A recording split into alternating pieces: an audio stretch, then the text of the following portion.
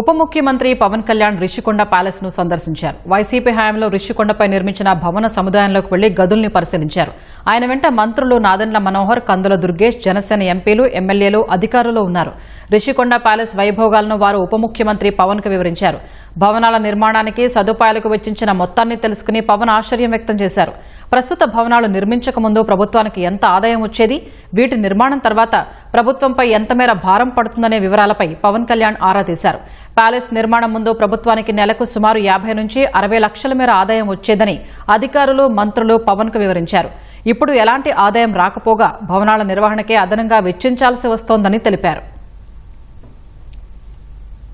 నేను ప్రభుత్వం should think like proper business.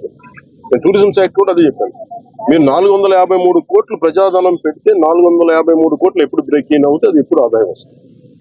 ప్రభుత్వం నుంచి తీయడం కాకుండా అందుకని దీన్ని డెస్టినేషన్ వెడ్డింగ్స్ లేదంటే అన్ని కలిపి ఈవెంట్ చేయాలి. దీని మీద కూర్చోబెట్టి ఇమీడియట్ గా దీన్ని ఈ వింటర్ లోపు దీన్ని ఒక నిర్ణయం తీసుకున్నాను. ఎందుకంటే నాకు ఈ టెండర్స్ ఎలా చేస్తారో నాకు తెలియదు, అవగాహన లేదు కాబట్టి దాని మీద అందరూ కూర్చొని చర్చించమని చెప్పారు. ఇది నేను గౌరవ ముఖ్యమంత్రి గారికి దీన్ని మా రెజల్యూషన్ తెలియజేస్తాం. అది ఎందుకంటే వాళ్ళు కూడా మన ముఖ్యమంత్రి గారు కూడా ఏమంటారంటే చాలా సార్లు మీరు ఏదైనా ఒక ప్రపోజల్ తోటి ఒక సలహాతో మేము తీసుకెళ్తామని అనేక పర్యాలు కేబినెట్ మీటింగ్ చర్చ దాంట్లో భాగంగా మేము ఇక్కడికి వచ్చి కూర్చొని ఇది కుటుంబ ప్రభుత్వం జనసేన ప్రపోజల్ గా దీన్ని ఎలా చూస్తున్నాం అనేది వారికి తెలియజేస్తాం.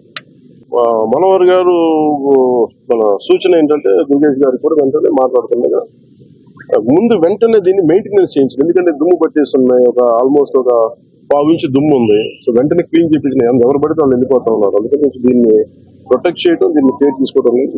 థ్యాంక్స్.